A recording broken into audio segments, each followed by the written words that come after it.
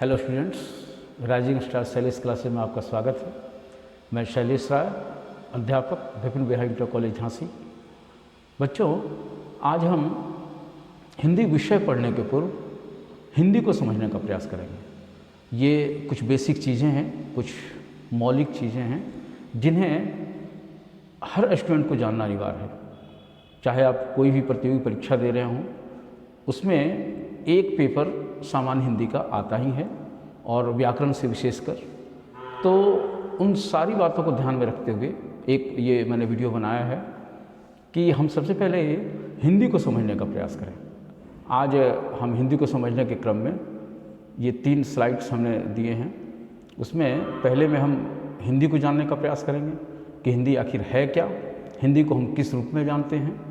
दूसरी महत्वपूर्ण बात कि हिंदी शब्द की उत्पत्ति कहाँ से हुई और कैसे हुई, ये हम जानने का प्रयास करेंगे। और तीसरी महत्वपूर्ण बात जो हम तीसरे स्लाइड्स में देख सकते हैं वो है हिंदी का नामकरण। ये जो हिंदी नाम आया है वो आखिर कहाँ से आया है। तो ये हम जो 3 स्लाइड्स हैं उनके माध्यम से इन 3 महत्वपूर्ण बिंदुओं पे आज हम बारी बारी से जानने का प्रयास करेंगे और समझने का प्रयास करेंगे कि आखिर हिंदी है क्या।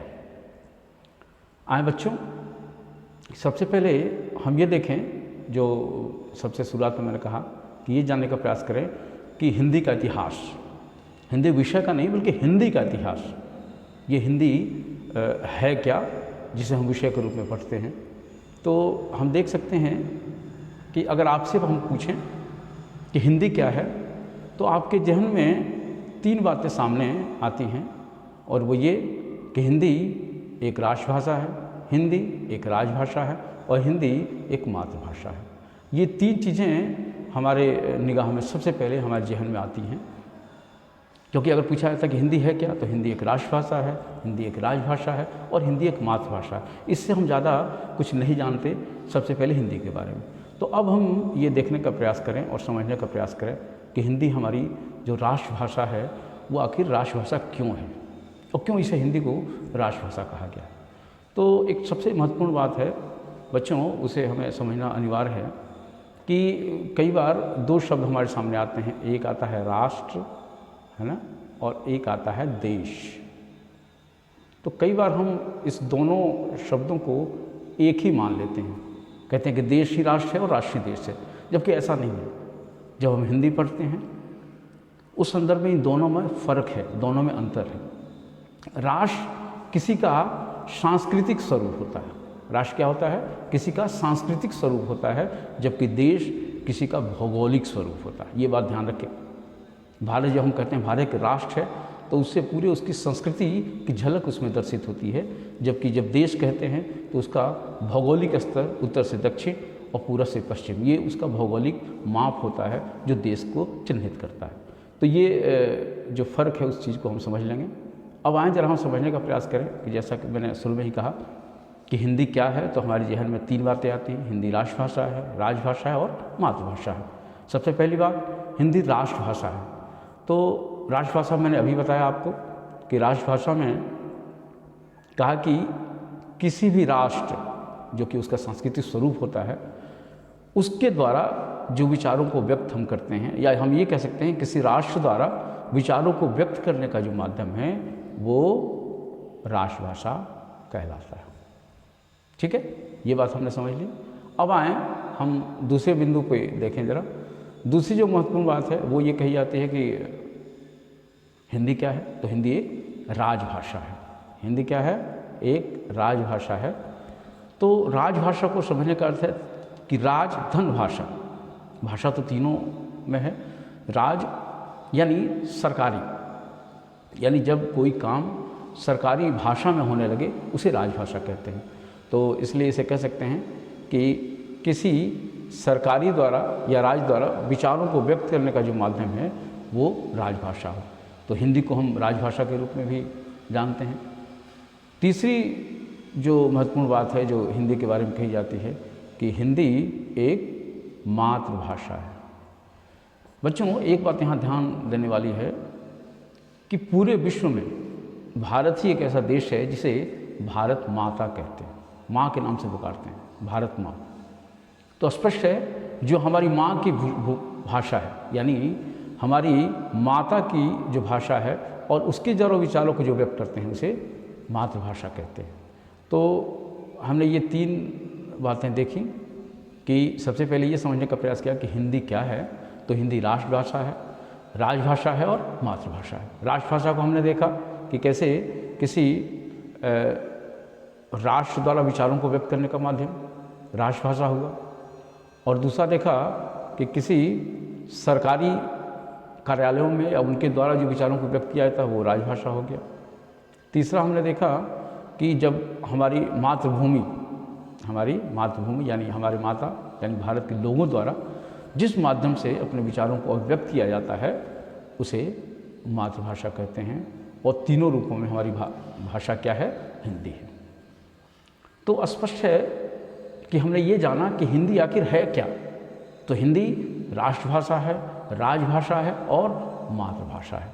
तो ये बातें जो मौलिक बातें हैं उस बात को हमने समझ लिया कि हिंदी हमारी राष्ट्रभाषा है, राजभाषा है और साथ ही मातृभाषा है। अब आए बच्चों, ये जो दूसरी महत्वपूर्ण स्लाइड्स है उसमें हम देख सकते हैं कि कैसे ये जो हिंदी की उत्पत्ति है उसको हम यहाँ देखने का प्रयास करेंगे। यहाँ हम ये देखेंगे कि हिंदी शब्द की उत्पत्ति कैसे हुई। ठीक है, इसके पूर्व हम 2-3 बातों पे और ध्यान दे सकते हैं।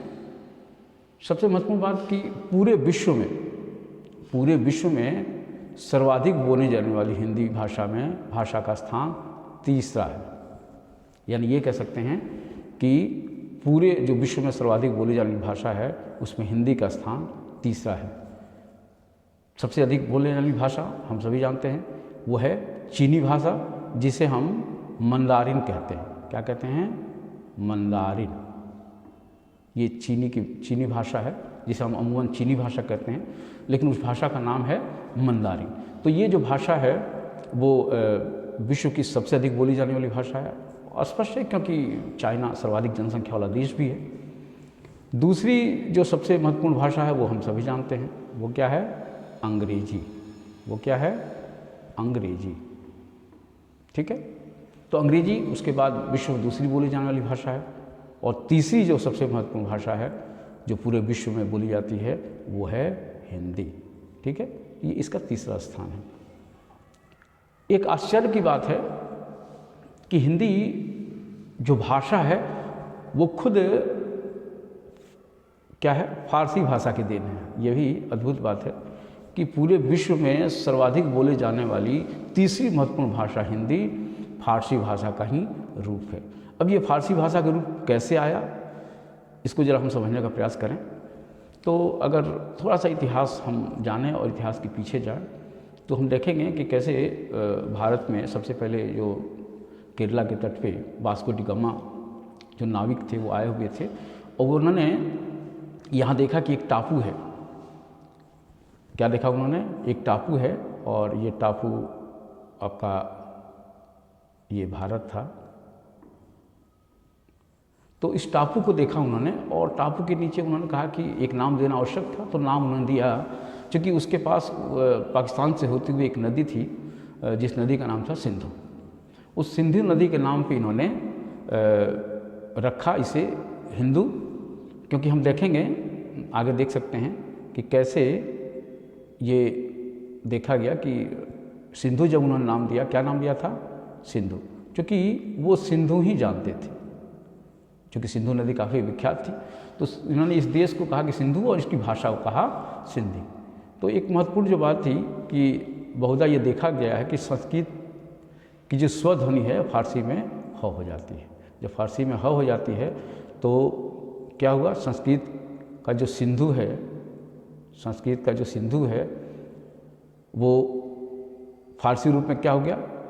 हिंदू, और संस्कृत का जो सिंधी है वो हो गया हिंदी। ये देख सकते हैं हिंदी। तो इस प्रकार से हम देख सकते हैं कि कैसे फारसी से हिंदी भाषा आई और सिंधु से हिंदू और सिंधु से हिंदी। तो ये इस भाषा की उत्पत्ति, या ये कह सकते हैं कि हिंदी शब्द की उत्पत्ति फारसी भाषा से कैसे हुई। ठीक है बच्चों, अब एक जो सबसे अंतिम जो स्लाइड्स है जो मैंने बताने का प्रयास किया है वो है हिंदी का नामकरण। अब ये देखें कि हिंदी का इतिहास क्या है। फिलहाल हम शब्द के रूप में ही देख रहे थे, लेकिन शब्द अंत में भाषा के रूप में परिवर्तित हो जाती है। और इस हिंदी का नामकरण कैसे हुआ, तो जहाँ तक साहित्य की बात है, जहाँ तक साहित्य में प्रयोग की बात है, तो कह सकते हैं कि सर्वप्रथम ये 13वीं सदी में के प्रारंभ में भारत के एक प्रसिद्ध कवि थे, फारसी कवि औफी महोदय ने हिंदवी शब्द का प्रयोग किया था। किस शब्द का प्रयोग किया था? हिंदवी शब्द का प्रयोग किया था इस भाषा के लिए। ठीक है, अब आए देखें जरा आगे। 13वीं सदी में औफी महोदय ने किया, फिर आगे 16वीं सदी में मध्यकालीन कवि हम सभी जानते हैं, एक प्रमुख कवि भक्तिकालीन कवि जायसी। कौन से कवि थे? मलिक मोहम्मद जायसी। इन्होंने भी हिंदवी शब्द का प्रयोग किया था। किस शब्द का प्रयोग किया था? हिंदवी शब्द का प्रयोग किया था। तो ये हम देख सकते हैं कि सबसे पहले औफी महोदय ने 13वीं सदी में, और मध्यकाल में महाकवि मलिक मोहम्मद जायसी ने हिंदवी शब्द का प्रयोग किया था। इसके बाद हम देख सकते हैं कि 17वीं सदी में मुसलमान कवियों द्वारा ये फिर से हिंदवी शब्द का, और इसके साथ साथ एक हिंदी शब्द का भी प्रयोग किया गया था।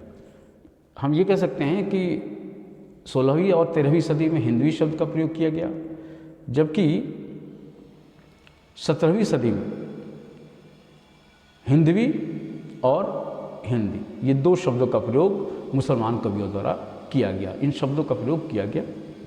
आगे देखें 18वीं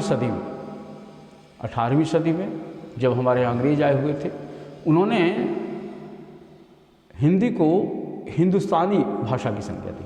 क्या नाम दिया? हिंदुस्तानी संज्ञा दी। और बाद में यही कहा जाता है कि हिंदी नाम ही भारतीय जनमानस ने स्वीकार किया। हिंदुस्तानी, हिंदी, हिंदवी, ये 3 शब्द आए हिंदी के लिए प्रयोग में, लेकिन भारतीय जनमानस ने, हम कह सकते हैं कि भारतीय जनमानस ने हिंदी शब्द को ही स्वीकारा। तो हम देख सकते हैं बच्चों कि आज हमने 3 महत्वपूर्ण बिंदुओं पे चर्चा की, और 3 महत्वपूर्ण बिंदु हो सकता है आपके लिए बहुत सामान्य से हों, लेकिन मेरा ये मानना है कि जो भी बच्चा, जो भी छात्र हिंदी जानना चाहता है, हिंदी पढ़ना चाहता है, उसको मूलभूत बातें जाननी अनिवार्य है। और उसमें ये 3 जो महत्वपूर्ण बिंदुएं थी, उन पर आज हमने चर्चा की। सबसे पहले हमने हिंदी का इतिहास देखा, उसके बाद हमने ये देखा कि हिंदी शब्द की उत्पत्ति कैसे हुई, जो मूल रूप से हमने बताया था कि कैसे फारसी से होते हुए हिंदी शब्द का प्रयोग हुआ। और तीसरा जो हमने ये देखा कि हिंदी का जो नामकरण है वो कैसे हिंदवी शब्द से होते हुए औफी महोदय और जायसी, मलिक मोहम्मद जायसी से होते हुए ये हिंदी तक ये आया। तो बच्चों, आज हमने हिंदी की मौलिक महत्वपूर्ण बातों की चर्चा की और समझने का प्रयास किया कि हिंदी क्या है, हिंदी का इतिहास क्या है, हिंदी शब्द की उत्पत्ति कहाँ से हुई, और हिंदी का नामकरण कैसे हुआ। आगे हम अगले वीडियो में हिंदी की भाषा का विकास और हिंदी के इतिहास के बारे में एक वीडियो बनाएंगे, जिसे आप देख सकते हैं। Thank you.